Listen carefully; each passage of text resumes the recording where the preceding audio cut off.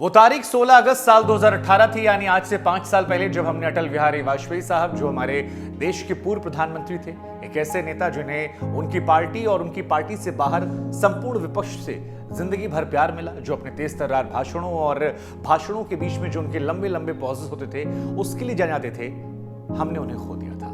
5 साल का वक्त गुजर चुका है, लेकिन अटल जैसा फिर कोई आया नहीं और अटल कोई बन भी नहीं पाएगा। इसलिए हमें लगा कि अब उन्हें याद करते हैं, उस माहिर राजनेता को जो एक संवेदनशील कवि था, जिसके व्यक्तित्व में वो तमाम खूबियां थी जिसने दुनिया को मुरीद बना दिया। चाहे पाकिस्तान में जाकर उस महिला पत्रकार से कश्मीर मांगने वाली बात पर पूरे पाकिस्तान को मांगना हो, या ये कहना कि मैं टायर्ड हूं, रिटायर्ड नहीं, या फिर ये कह देना कि जी मैंने शादी नहीं की है लेकिन मैं कुंवारा नहीं हूं। बहुत सारी बातें, उनके तर्कों, उनके बातों में जो एक विटीपन था, वो अटल जी को खास बनाना था, और यही वजह थी कि अटल जी सीधे लोगों के दिल में उतरते थे।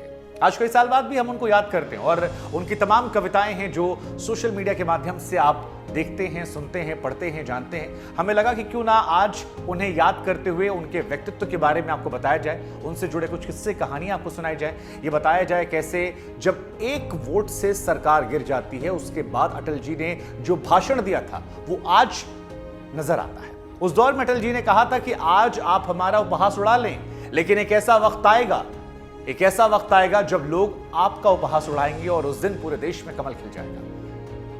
जब भाजपा का उदय होने लगा तो ये कविता, ये बातें लोगों को याद आई। लोगों ने कहा यार वो भविष्य देखते थे, समझते थे, जानते थे, और अटल जी की कई बातें हैं जो उन्हें लोकप्रिय बनाती हैं। अटल जी संवेदनशील भी थे। अटल जी उन नेताओं में थे जिन्हें विपक्ष के लोग भी कहते थे कि यार अटल तुम आदमी बढ़िया हो, बस गलत पार्टी में।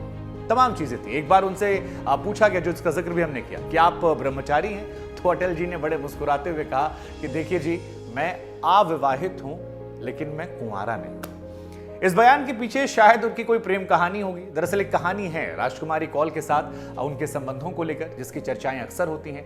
वो कहानी हम आपको किसी और वीडियो में सुनाएंगे, लेकिन आज हम आपको अटल बिहारी वाजपेयी साहब की जीवन गाथा और उसके व्यक्तित्व के बारे में बताते हैं।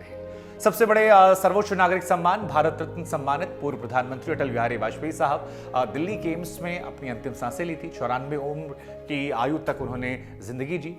अटल बिहारी की पहचान हमेशा एक मुस्कुराहट रखने वाले व्यक्ति, फौलादी हौसला जिसका था, जिसका अंदाज बेमिसाल था, जिसकी पर्सनैलिटी ऐसी थी कि दिल को छू जाती थी, और उनके करीबी और उनके रिश्तेदार जो थे वो अक्सर उन्हें प्यार से बाप जी के नाम से भी कहते थे। हमें लगा क्यों ना आपको सुनाएं उनके जीवन की कुछ कहानियां जो आपके लिए जानना समझना जरूरी है। अटल बिहारी वाजपेयी साहब का जन्म और जो शिक्षा थी वो 25 दिसंबर साल 1924 को ग्वालियर में एक मध्यम वर्गीय ब्राह्मण परिवार में होती है। अटल बिहारी वाजपेयी साहब के पिताजी का नाम कृष्ण बिहारी वाजपेयी था और उनकी माता जी का नाम कृष्णा देवी था।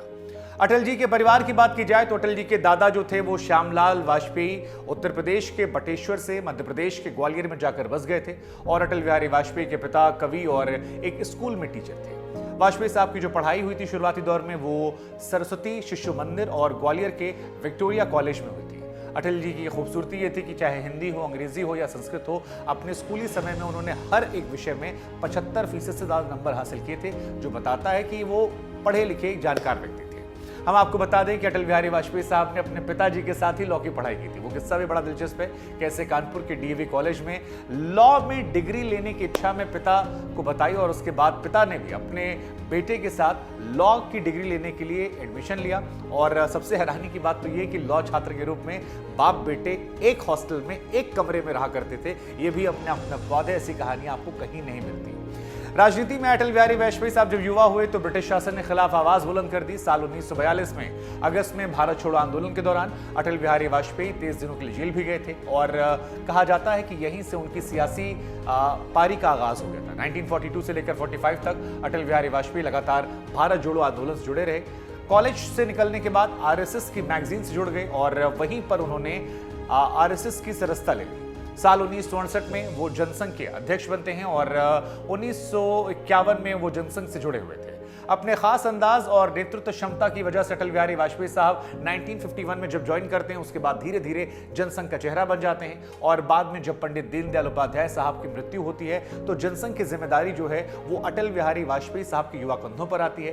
1968 यानी 1968 में इसके अध्यक्ष बनते हैं। वाजपेयी साहब श्यामा प्रसाद मुखर्जी, पंडित दीनदयाल उपाध्याय के बेहद करीबी थे और न सिर्फ इनके बल्कि पंडित नेहरू ने भी एक दौर में उनसे कह दिया था कि ये लड़का जो है ये एक दिन भारत का प्रधानमंत्री बनेगा।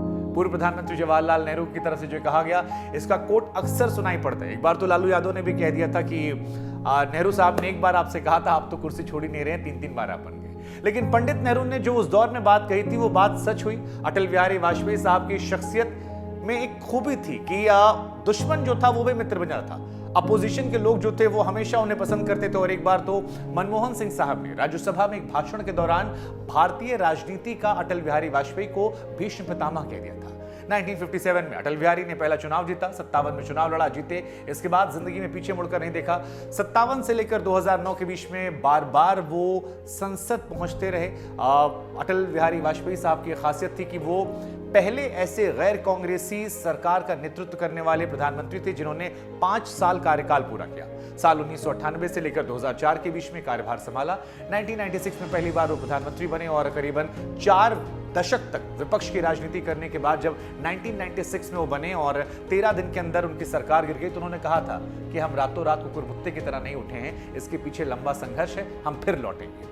1998 में एक बार फिर लौटते हैं और लेकिन इस बार उनकी सरकार 13 दिन की जगह 13 महीने चलती है, फिर सरकार गिर जाती है। लेकिन फिर 99 में अटल बिहारी वाजपेयी साहब एक बार प्रधानमंत्री बनते हैं और इस बार एक गठबंधन बनता है जिसका नाम होता है राष्ट्रीय जनतांत्रिक गठबंधन और कई क्षेत्रीय दल शामिल थे। दरअसल ये पहला मौका था जब अटल जी के नेतृत्व में एनडीए गठबंधन ने 5 साल का कार्यकाल पूरा किया और तब से लेकर आज तक एनडीए है।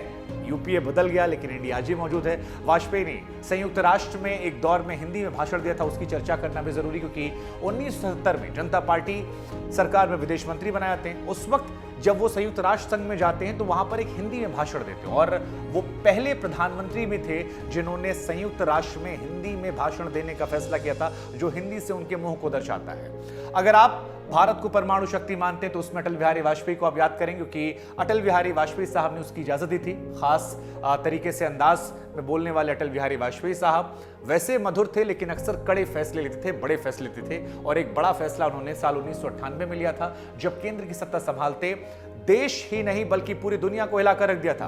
अटल बिहारी वाजपेयी साहब ने प्रधानमंत्री रहने के दौरान न केवल परमाणु परीक्षण को हरी झंडी दिखाई बल्कि इसे सफल बनाकर भारत को परमाणु संपन्न बनाने में एक महत्वपूर्ण भूमिका निभाई और यह भी कहा कि हम हमला नहीं करेंगे लेकिन हम उन लोगों में भी नहीं हैं कि कोई हमें सताएगा तो हम सहते रहेंगे, हम फिर पलटकर जवाब देंगे, लेकिन पहला हमला हमारा नहीं होगा। तमाम कविताओं के जरिए गहरी गहरी बात कहते गए, अपने विचारों को कविताओं के माध्यम से रखा और उनकी कविता उनके लिए जंग में हार नहीं बल्कि जीत की घोषणा की तरह है। वाजपेयी साहब एक ऐसी शख्सियत जिसे सियासत से, कविताओं से, कुदरत से हर तरीके का लगाव था। अक्सर वो छुट्टी मनाने मनाली जाया करते थे। दिसंबर 2005 में अटल बिहारी वाजपेयी साहब ने पॉलिटिक्स से रिटायरमेंट का ऐलान किया। चुनाव 2004 में वो हारते हैं। उसके बाद उनका स्टेटमेंट भी काफी वायरल हुआ था जहां पर कहा था कि टायर्ड हूं पर रिटायर्ड नहीं। अटल बिहारी वाजपेयी साहब आम शब्दों में कहें तो एक ऐसी शख्सियत हैं जिसे इधर वाले, उधर वाले या किधर भी वाले सब पसंद करते थे। आज भी दौर में जब किसी को पैमाना तय करना होता है तो पैमाना अटल बिहारी वाजपेयी के नाम से कहता है। जब संसद में उच्च कोटि के भाषण की बात होती है तो वो अटल बिहारी वाजपेयी को पैमाना कहता है। न सिर्फ अटल बिहारी वाजपेयी ने अपने लिए एक पैमाना रखा बल्कि नई जनरेशन के नेताओं को भी तराशा और उन्हीं के सिखाए हुए तमाम नेता आगे चलकर बीजेपी में बहुत बड़े बड़े नेता बने। तो एक ट्रू लीडरशिप की क्वालिटी जो है वो भी अटल बिहारी वाजपेयी ने दर्शाई, दिखाई, समझाई, बताई।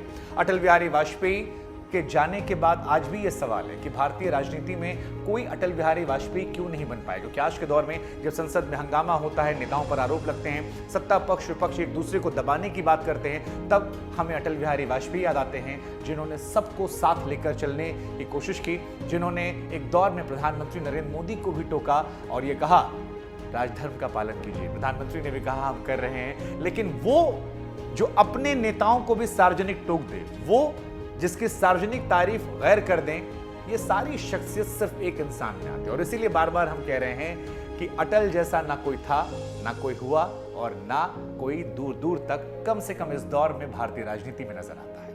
हमारी तरफ से अटल बिहारी वाजपेयी साहब जहां भी हैं, ईश्वर उनकी आत्मा को शांति दे, अपने चरणों में स्थान दे। और हम चाहते हैं कि अटल बिहारी वाजपेयी साहब को आप भी सुने, समझे, पढ़े, जाने, ताकि उनकी कुछ बातों को अपने अंदर अमल कर उस अटल गाथा को चरितार्थ करें। न्यूज़ बुक में फिलहाल इतना ही। देश और दुनिया की तमाम खबरों के लिए बने रहिए हमारे साथ। नमस्कार।